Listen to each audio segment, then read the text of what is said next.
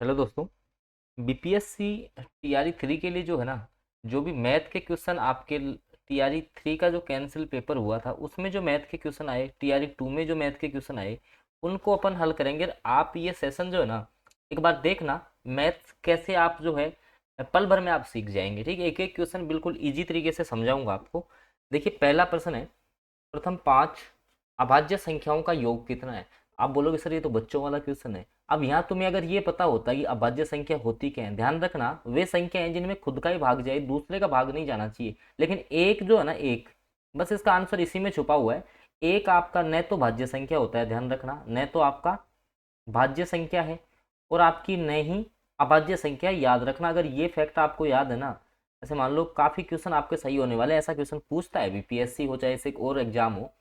तो एक अभाज्य नहीं है तो कौन सी है, 2 है, 3 है, 5 है, 7 है, इसके बाद 9 नहीं है, 11 है। प्रथम 5 ही पूछिए, इनको सारों को पांचों को जोड़ दो बस आप। तो देखिए पांचों को जब आप जोड़ेंगे तो आपका जो है, आप इनको अगर जोड़ने वाले हो तो 2 और 3 5 और 5 10 7 17, 17 और 11 आपका हो गया कितना, 28। ये लो, कौन से ऑप्शन में है, बी ऑप्शन में। बीपीएससी का पूछा हुआ प्रश्न है, बी ऑप्शन सटीक हो गया। तो बस इतना सा जानना था कि एक जो है ना, वो आपकी न तो भाज्य संख्या होती है ना ही आपकी अभाज्य संख्या होती है, याद रखना था। अगला प्रश्न आ जाओ फिर। ये देखो बिल्कुल बच्चों वाला क्वेश्चन पूछा हुआ है बीपीएससी ने, आप खुद देख लो। आपको ये बताना है कि 4.036 को 0.04 से विभाजित करने पर क्या प्राप्त होगा। मैं मन से नहीं करवा रहा, बीपीएससी ने पूछा है भाई। कैसे हल करें, जिनको मैथ नहीं आती वो इजी तरीके से कैसे हल करेंगे भाई। इसमें भाग देना है, भाग देने का मतलब बटे में लिखना, सही बात। अब यहाँ देखो 3 अंकों के बाद पॉइंट है, यहाँ 2 अंकों के बाद, तो यहाँ 3 अंकों के बाद है तो बटे में कितना लगेगा, 1000 लग जाएगा। यहाँ 2 अंकों के बाद है तो ऊपर में पॉइंट हटाने के लिए 100 लग जाएगा। पॉइंट हट चुका है, यहाँ से भी पॉइंट हट चुका है। अब देखो इसका मतलब तो 4 ही हो गया, 2 जीरो से तो 2 जीरो कैंसिल हो गई। ठीक है, अब इसमें आप 4 का भाग दे लो ऊपर वाले में, तो देखो 4 एकम 4, फिर जीरो आएगा, फिर जीरो आएगा, फिर 9 आएगा। बटे में आपका ये देखो ये 10 रह रहा, 10 का मतलब 1 अंक के बाद पॉइंट लगा दो तो 100.9 कितना आ गया, 100.9। कौन से ऑप्शन में है, ए ऑप्शन में है सर। ये लो, ये ऑप्शन सटीक हो गया तुम्हारा। बिल्कुल ऐसा इजी तरीके से समझोगे ना, जो बच्चे का कि काफ़ी बच्चों को दिक्कत रहती है। अब हो सकता है किसी बच्चे को बहुत जल्दी आता होगा।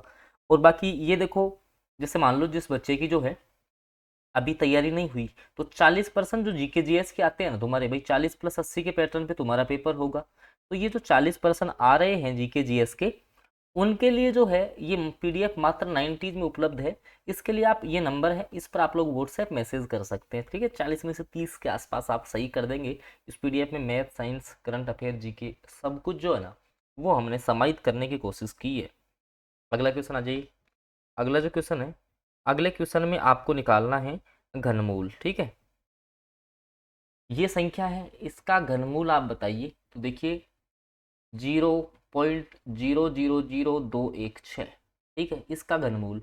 अब आपको ये पता होना चाहिए घनमूल में कितने के जोड़े बनते हैं, 3 3 के जोड़े बनते हैं। कितने के, 3 3 के। वर्गमूल होता तो वर्गमूल में 2 2 के जोड़े बनते हैं। 3 3 के जोड़े बनाओ, 216 जीरो, इसमें से तो एक अंक निकाल लो जीरो। 216 कितने का घन होता है, 6 का घन होता है। 6 को 3 बार गुणा करके देख लेना कितना आएगा, 216 आएगा। तो यहाँ से 6 निकाल लिया तो कितना आया, 0 6, मतलब, और या पॉइंट है तो यहाँ पॉइंट लगा दो, कितना आया, 0.06 आंसर आया। देखो बी ऑप्शन में था। ऐसे तरीका पता होना चाहिए, क्वेश्चन बहुत इजीली जो है आपका सोल्व हो जाता है। अगला प्रश्न देखें, आप बताने की कोशिश करें। 5 संख्याओं का औसत 27 है। 5 संख्याओं का औसत कितना है, 27। तो योग कितना होगा इनका, 5 को 27 से गुणा कर देंगे, कितना आया रे। ठीक है, 5 को 7 से करो 35, 5 को 2 से करो 10 और 3 13, 135। यदि एक संख्या हटा दें तो कितनी संख्या हो गई, 4। औसत हो जाता है 25, तो इंटू 25, 25 को 4 से गुणा कर लो 100। हटाई गई संख्या निकालनी है, निकाली गई संख्या 135 में 100 घटा दो, कितना बचा, 35 बचा। कौन से ऑप्शन में है, सी ऑप्शन। ये लो, बिल्कुल इजी तरीके से समझाऊंगा, एक एक फैक्ट आपको समझाऊंगा। ठीक है, जिस बच्चे को मैथ नहीं आती आसानी से वो समझेगा। बस कंडीशन, ये सेशन अच्छा लग रहा हो ना, तो आप जो है सेशन को लाइक कर दें। ठीक है, बिल्कुल। अगला प्रश्न आ जाओ।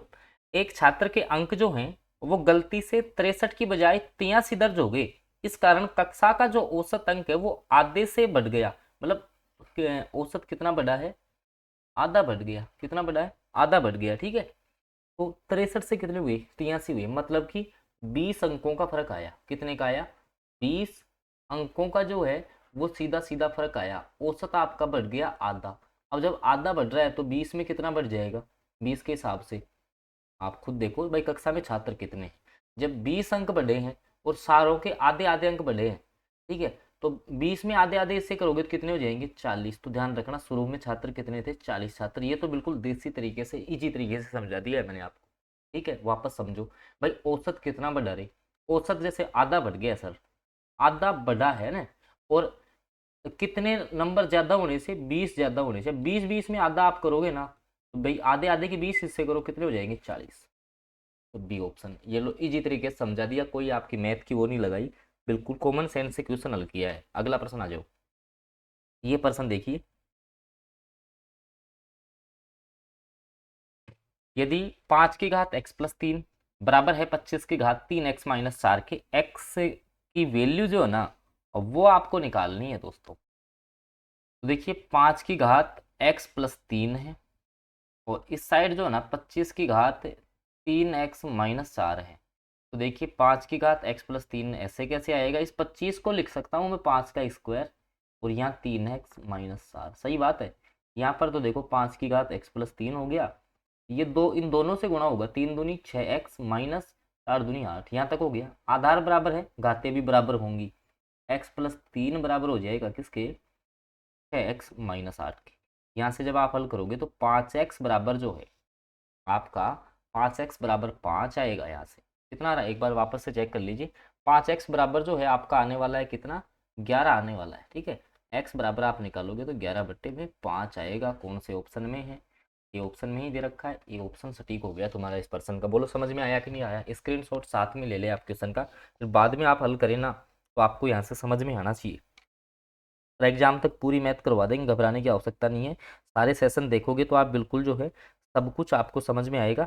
बाकी जो साथी चैनल से नहीं जुड़े हैं ना, वो एक बार चैनल को आप सब्सक्राइब कर लीजिए भाई, साथ में बेल नोटिफिकेशन को ऑन करिए, ताकि आगामी जो सेशन है उसकी जानकारी आपको मिल जाएगी। अगला क्वेश्चन, 1210 को ABC के बीच विभाजित किया गया ताकि A अनुपात B 5:4 है। A और B का जो अनुपात है ना वो 5:4 है। बी और सी का अनुपात 9:10 है, बी और सी का 9:10 है। सी को मिलता है, मतलब सी को कितना हिस्सा मिला, तो देखो यहाँ 4 है तो यहाँ भी 4 लिख दो, यहाँ 9 है ना तो यहाँ भी 9 लिख दो, लिख दिया। अब गुणा कर दो, देखो 9 को 5 से किया 45 अनुपात 4 को 9 से किया 36 अनुपात 4 को 10 से किया 40, इस अनुपात में बांट दो। अब सी का हिस्सा पूछा है, सी का अनुपात कितना है रे, 40। कुल अनुपात इन तीनों को जोड़ो, 45 प्लस 36 प्लस 40 को, ठीक है। तो 6 5 11 1 आएगा, 4 3 7 4 11 1 12 121 आएगा। इनको सबको आप जोड़ोगे तो ठीक है, कितना आएगा, 21 आपका आएगा यहाँ से, ठीक है। वापस से जोड़ लो आप, तो 121 बटे में आ जाएगा, इंटू कुल कितना है रे सर, 1210 है, ये लो 1210 लिख दिया। 21 से काटेंगे 10 बार कटेगा, 40 को 10 से गुणा करेंगे 400 आएगा। कौन से ऑप्शन में है, ये ऑप्शन में दिया हुआ है सर, ये लो, ये ऑप्शन सटीक हो गया भाई। बिल्कुल कोई पेड बैच में भी तुम्हें नहीं पढ़ाएगा, इतने इजी तरीके से समझा रहा हूँ सारा कुछ। सेशन को लाइक करने की जिम्मेदारी आपकी है, जो साथी चैनल सब्सक्राइब नहीं किए वो कर लेना भाई। ये क्वेश्चन दिया बीपीएससी ने हल्का सा फंसाने के लिए, बाकी फंसाने का कुछ नहीं है, दिमाग लगाने की आवश्यकता थी इसमें। बहुलक पूछा है, मैंने बता दिया कि भाई जो सबसे अधिक बार आता है वो बहुलक होता है, जो सबसे अधिक बार दिख रहा है ना, सबसे अधिक बार दिखाई दे वही बहुलक है, बस इतना सा याद रखो। देखो 2 एक बार ही है, एक बार है, 3 भी एक बार ही है, 7 देखो एक बार, 2 बार, 2 बार है 7। इसके अलावा 1 देखो, 9 देखो एक बार, 2 बार, 3 बार, 1 देखो एक बार, 2 बार, 3 बार, मतलब 1 भी है 9 भी है, दोनों है तो एक से अधिक ऑप्शन सही था इसका। बच्चों ने क्या है जल्दबाजी में 9 टिक कर दिया या 1 टिक कर दिया, गलत हो गया क्वेश्चन। तो आपको सरसरी निगाहों से देखा है, ठीक है, आपकी आंखें भी अच्छी होनी चाहिए क्वेश्चन को देखने के लिए। बीपीएससी है एक आधे क्वेश्चन में फंसाता है ऐसे, ठीक है, याद रह जाएगा। और ये रहा भाई अपना जीके जीएस का डोज है तुम्हारे लिए, लास्ट टाइम के लिए मात्र 90 रुपीज़ में ही मिलेगा, 40% जो जीके जीएस के है। इस नंबर पर व्हाट्सएप मैसेज करो, ठीक है, 40 में से 30 के आसपास आप सही कर पाओगे इस पीडीएफ को करने के बाद में। ठीक है, आ जाओ फिर अगले क्वेश्चन पे। दो घनों के आयतन का अनुपात 8:27 है। आयतन का अनुपात दिया है, आयतन का, तो 8:27। अब देखो घन का आयतन होता है भुजा क्यूब, तो ये क्यूब हो रखा है, मतलब भुजा का आयतन होगा ना, तो 8 कितने का क्यूब होता है, 2 का। 27 कितने का होता है, 3 का। तो भुजा का अनुपात 2:3 है। पूछा क्या है भाई, क्षेत्रफल का पूछा है, तो क्षेत्रफल आपका क्या होता है, भुजा स्क्वायर। तो 2 का स्क्वायर 4, 3 का स्क्वायर 9, तो 4:9। कोई ऑप्शन है क्या, ये रहा बी ऑप्शन जो है वो सटीक हो गया इस क्वेश्चन का। अगला प्रश्न, ये देखिए अब इसका आंसर आप ही बताओगे। एक सही 3/16 और उसके व्युत्क्रम का अंतर क्या है। ठीक है भाई, एक सही 3/16 हिंट में दे देता हूँ कैसे करना है। तो कितना हो गया, 16 एकम 16 और 3 19/16 एक तो, और इसका व्युत्क्रम कौन सा, 16/19। इनका जो है आपको बताना है अंतर, इनका क्या बताना है आपको, अंतर बताना है। देखिए ये माइनस कर देना, कितना आता है आप कमेंट करके बता देना, सी ऑप्शन आने वाला है। ठीक है, बता देता हूँ मैं ना। तो ये कुछ क्वेश्चंस थे जो अपन ने करे हैं। जीकेजीएस जिसका भी अभी वीक है, ठीक है भाई, वो इसको आप आसानी से जो है करेंगे, तो आई होप एक अच्छे लेवल पे आप जो है पहुंच जाएंगे।